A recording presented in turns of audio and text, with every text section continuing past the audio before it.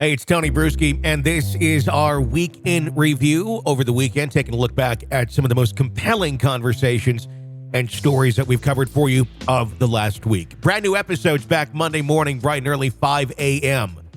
here on the podcast.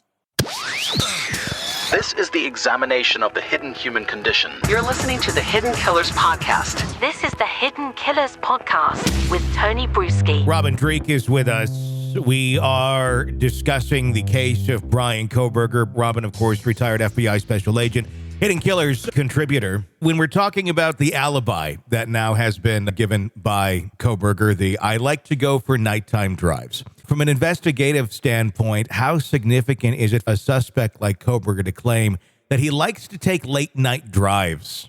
You know, as everyone knows, my roots are spy recruiting. Yep. You know, my job was recruiting intelligence officers from foreign adversaries that do not have our best interests at heart.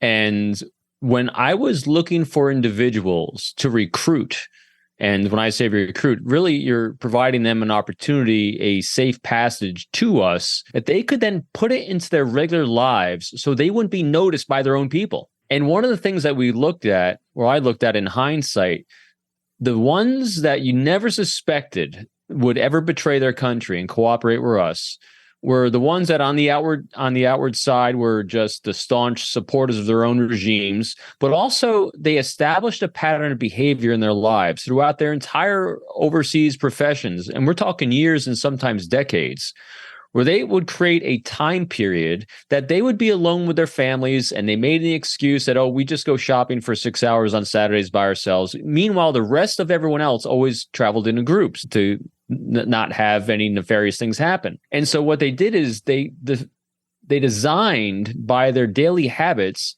a time gap that they could then substitute something nefarious in, like cooperating with us. And it wouldn't look like anything else to anyone else of their own people. In other words, so if they're looking for an insider threat inside of their own embassy, it's not going to be them because they haven't deviated their patterns of behavior. And so to me, this first thing that struck me when Kohberger lawyers said that he just goes out for nightly drives, I said, well, that's exactly what bad guys do. They establish a pattern of behavior for their alibi so that if they happen to be caught, this is what he normally does in his normal pattern of behavior. So I think it's a pretty easy thing to go at just from that scientific standpoint of the fact that this is what bad people do. If they're going to try to hide a crime, they're going to try to hide it in something they're doing routinely. And that's so interesting about this because initially we hear he's looking forward to be exonerated. There's an alibi. There's this or that. Do you think this is the alibi he legitimately planned on giving and then Ann Taylor's just delivering it at this point? And in his mind, he thought that's a solid alibi? Or did they get down to a conversation going, what is your alibi? And there isn't much. And maybe he thought, going for a drive, that'll tell him. That'll get him off my case. So put on my conjecture hat again. Yeah. Yes, I think so. So let's look at my arc of my behavior throughout this with assessing it. I continually go back to, I think this is a really bad science experiment this high school kid did on how to kill someone and be a serial killer. And he read in a book someplace, again, pure conjecture. Sure. He read a book someplace about how to hide in plain sight and how to make it look like your normal pattern of behavior. And so that was his planned alibi. Now, whether that's the truth or not, who knows? We'll find out, when it goes to prosecution. But, it fits my modus operandi of a science experiment that he did to how to be a serial killer in all his years of study. Just when it was met with the light of day and reality, just doesn't hold up. Do you feel like Ann Taylor, the attorney, is almost being held hostage here? There's been a lot of talk, and we've even talked about it, of she seems to have some sort of a strategy here going on that seems to be a bit deeper than we think. But then things like this come out. Yeah, I guess you're expecting more of a strategy from someone that we thought may have had more. But ultimately, at the end of the day, she has to do what her client wants. And if he's sitting there thinking that he's in charge and steering the ship more than she is, she's going to have to come out and make statements like this, exactly like she did. Is this a situation where from behind the scenes, he really is pretty much calling all the shots at this point, and Ann's there going, well, I have to do what he wants at the end of the day, even if he's not going to listen to my suggestions and my expertise? Strategy and modus operandi might be different ways to look at it here. I think strategy as like long-term game plan, she would have had to have known all the facts and truth in order, I think, to have a strategy. I think her modus operandi is always to take what your client gives you and do the best you can with it.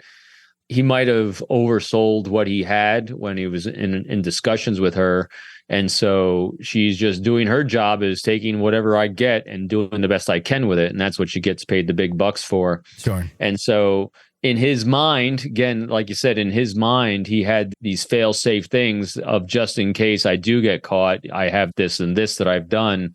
And I read in a book once that, you can use this as an alibi. And so I think that's what he might have been feeding her. Who knows? Yeah. Again, unless you're in that mind. It's interesting.